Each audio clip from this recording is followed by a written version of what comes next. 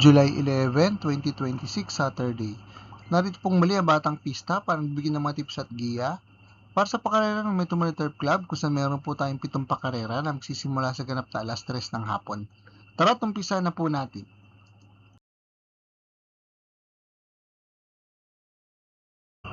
Race number 1, the start of winner take all, covering races 1 to 7 with a distance of 1,400 meters, 3 all and above maiden race non-placers. Dito po sa race number 1, ito po anybody's race po ito, pero dito po ako sa entry number 1, Baron of Sipokot. Si Baron of Sipokot po ilang lumaban last June 26 sa karoon po ng Metro Manila Turf Club sa distansya 1,200 meters. Sa punta lang ng preba 1 minute and 18.6 seconds. Nang siya ay pumang-anim, sumakabay sila Human Rights at Excel. Pero bago po yun sa pares sa distansya at karerahan last June 10 sa kanya pong vicious race, sa point lang mas magandang preba 1 minute and 16.6 seconds. Ang best time niya pong nagawa sa distansya 1,400 meters sa paglalabanan nila ngayon. Dito po sa karera ng Metro Manila Turf Club ay nagawa niya last March 21 kung siya po ay nagpreba ng 132.6. Nang siya ay nasigundo, sa nanalo kabayan si Fastidious. Tinalo niya puro sa datingan ng Tamersero na si Top Line. Kunin ko mong panigundo, enter number 4, Popolcan Island, uling lumabang po last June 24. Sa karera ng Metro Manila Turf Club, sa distansya 1,200 meters, siya po yung talagang preba, 1 minute and 18.6 seconds. Nang siya ay pumang-anim, sumakabay sila Ashes to Ashes at a Sterling Pounds. Ang kanyang pong best time sa distansya 1,400 meters ay nagawa niya last May 27. Mula siya po ay nagpreba ng 132.8 nang siya ay pumang-8. Sumakabay sila Hermes Way, Artikulo 11 at a Sterling Pounds. Nandun din po sa laban na entry number 5 na si Ozyman Diaz na pumang 10 naman at nagpreba naman po ng 1 minute and 35.4 seconds. Good luck po. Race number 2, the start of pick 6, covering races 2 to 7 with a distance of 1,400 meters, pinaka rating base, handicapping system race class 5, 17 to 41 split. Dito po sa race number 2, pang-primera ko po at sa laban. Entry number 2, 14 de Oktubre, na huling lumaban po last June 27. Sa kanya pong barrier race, sa karan po na Metro Manila Turf Club, sa distansya 1,200 meters. At siya po ay nagpreba lamang ng 1 minute and 20.6 seconds. Pero bago po yun, sa kanya pong last official run, last March 4, sa parehas sa distansya at karerahan, siya po yung tala mas magandang preba, 1 minute and 16 seconds. Pero ang best time niya pong nagawa sa distansyang 1,400 meters sa paglalabanan nila ngayon, dito po sa karera ng Metro Manila Turf Club ay nagawa niya last November 23 pa, last year, kung saan siya po ay nagpreba na magandang tiyempong 127.8 nang siya ay pumangatlo. Sumakabayan sila Bohemian at High Quality. Kunin yung panigundo, entry number 6, Deado, entry number 6 na si Caloocan Zap ay huling lumaban po last June 26. Sa kanya pong barrier race sa distansya 1,200 meters, siya po yung talalang preba, 1 minute and 17.2 seconds. Ang last official niya po ay nagawa niya last January 24 sa kanya po na Metro Manila Turf Club sa distansya 1,400 meters. At siya po yung tala lamang ng preba, 133 sarado, nang siya pumang siyam. Sumakabay sila Everland at Harana. Ang kaya mong pong best time na nagawa sa ngayon sa distansyang 1,400 meters na paglalabanan nila ay nagawa niya last November 22 pa sa karan po ng Metro Manila Turf Club nga po. At siya po ay nagpreba ng 129 sarado nang siya pumangatlo. Sumakabay sila Snow White at Spoiled Brat. Kunin ko pong pantersero, entry number 9, Golden Jaraywa. Si Golden Jaraywa naman po ay lumaban last June 28 sa karan po ng Metro Manila Turf Club sa distansyang 1,400 meters. At siya po yung tala ng preba, 132 sarado nang siya pumangsyam. So mga kabayan sila Mr. Sipokot at MyStar. Pero bago po yun, last June 14, sa pares distansya at karera na tatakbo niya ngayon, siya po yung tala mas magandang preba, 129.6 nang siya pumang-apat. So mga kabayan sila Angels Momentum at Arthur's Team. Good luck po. Race number 3, the start of pick 5, covering races 3 to 7. With a distance of 1,400 meters, Speedracom 3-year-old, rating base, handicapping system race class 4, 42 to 56. Dito po sa race number 3, pang-primera ko po, ang may best time dito, entry number 2, Exemplary, na huling lumaban po last June 27. Sa distansyang 1,400 meters na tatakbo nila ngayon, dito po sa karera ng Metro Manila Turf Club. At siya nga po yung tala ng kanya pong best time, at best time din po sa laban na to, na 126.8 nang siya ay nasigundong dikit. sa nanalong kabayan si Bloomington. Tinalo niya po rin sa dating ang Tercera na si Maris Torres. Kunin ko pong panigundo ang horse to beat dito. Entry number 5, Miss Peacemaker, na meron pa lang pong isang official race last June 26 sa maiksing distansyang 1,200 meters. Dito po sa karera may tumater club at siya po yung tala magandang preba, 112.6.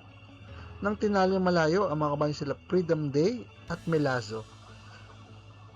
Pantersero ko po, local horse, entry number 9, Hermes Way, na uling lumaban po last June 14. Sa isa pong stakes race sa distansyang 1,800 meters, siya po yung tala ng preba, 159.8, nang siya ay na tersero.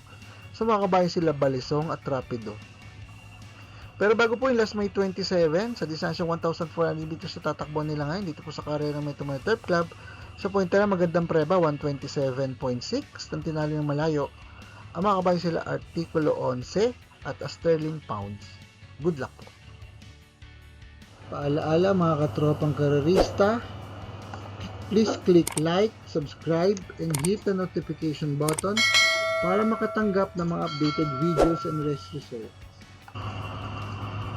Race number 4, the start of pick 4, kabayang races 4 to 7, with a distance of 1,400 meters. Pinaka rating based on the capping system race class 5, 17 to 41 split.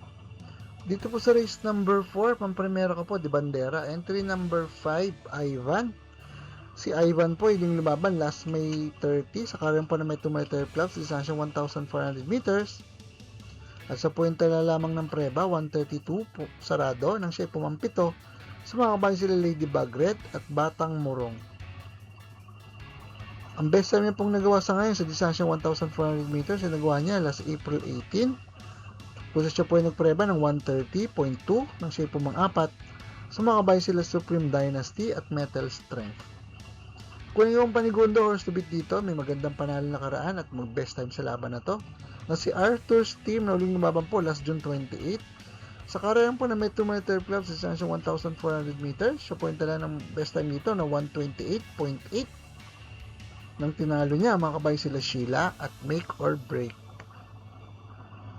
Kunin ko pong pantersero, angat sa laban pero wala pang magandang pinapakita. Entry number 3, Hot Legs na uling lumaban po last May 30. Sa karerang po na Metro Turf Club sa distansyang 1,400 meters, siya po yung talagang preba, 132 sarado. Nang siya pumang siyam sa mga kabayan sila Lady Bagret at Batang Morong. Pero last May 16, sa parehas na distansya at karerahan, naitala niya po ang kanya pong best time na 1 minute and 30 seconds. Nang siya po mga tlo sa mga kabayan sila Sneaky Eyes at Mr. Bond. Good luck po. Race number 5, the last DD Plus na event, kabayang races 5 to 7, with a distance of 1,400 meters, Pilacom rating base, handicapping system race class 5, 17 to 41 split.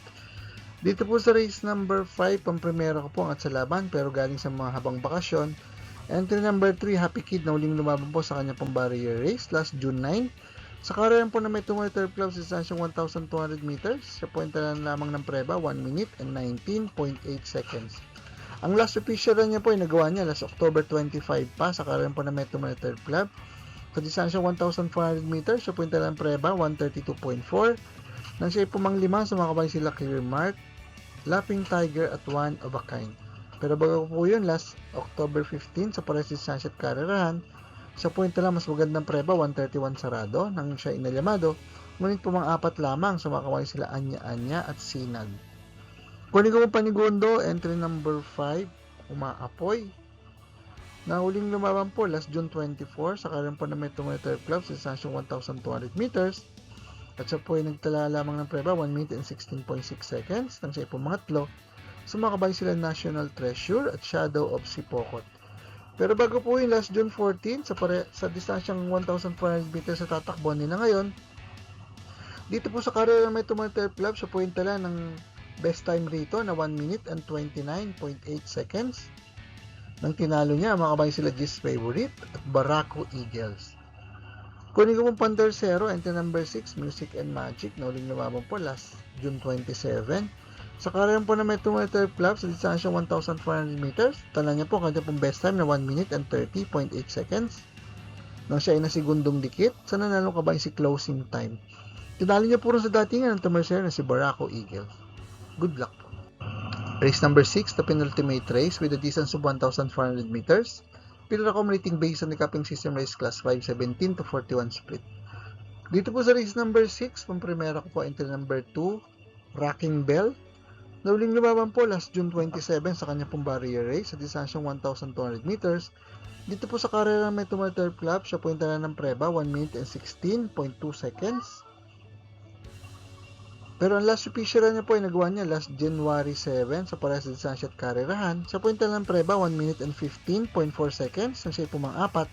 Sumakabay sila Walking on Sunshine at Clear Mark. Pero bago po yung last December 29 sa distansyang 1,400 meters sa tatakbuhan nila ngayon, dito po sa karera may Turf Club, siya po yung tala magandang preba, 127.6. Nang tinalo niya na malayo, ang mga kabayo sila May 10 at Walking on Sunshine. Kuligaw Panigundo, mababa na sa laban, pero hindi pa maganda tinatakbo.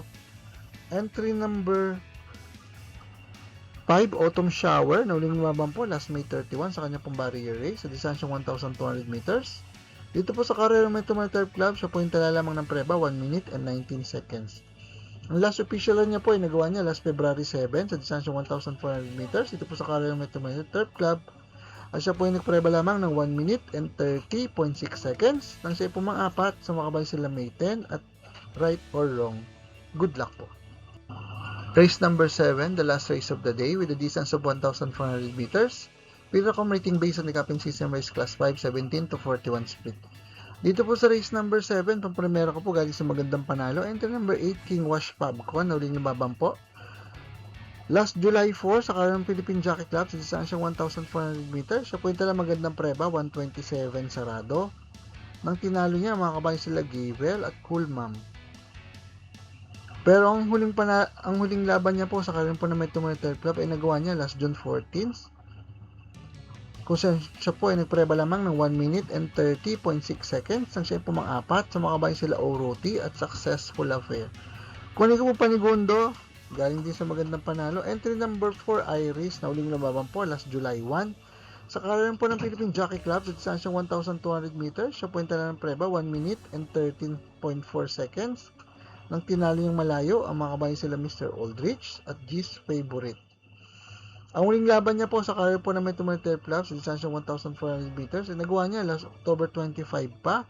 Kung siya po ay nagpreba ng 1 minute and 28 seconds, nang tinalo ng malayo, ang makabay sila Hotlegs at Vitrius. Kunin ko pong pantersero, entry number 3, Golden Diet, na uling lumaban po last July 4. Sa karera po ng Philippine Jockey Club sa distansyang 1,400 meters, at sa point na lang magandang preba, 126.8, nang siya ay na segundo, sa nanalong kabay si Rodeo Drive. Good luck po. For the complete results of these previous races, you may watch the Batang Pista Rewind results and dividend. MMTC NX Racing Day schedule will be on July 12, 2026, Sunday.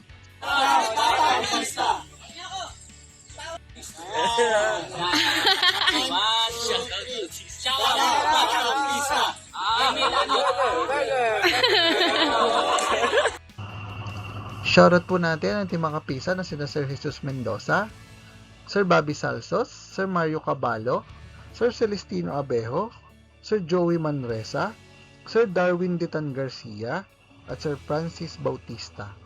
Maraming salamat din po sa ating mga bagong subscribers at mga kapista. Sa mais po makatanggap na updated race results and dividends at mga sa karera, please like, share, and subscribe sa ating Batang Pista channel. Click the notification bell para makareceive ng mga bagong videos. Paalaala mga kapista, ng karera po itinlibangan lamang at gamitin lamang pong sobra sa ating kakayanan. Good luck and happy racing to all.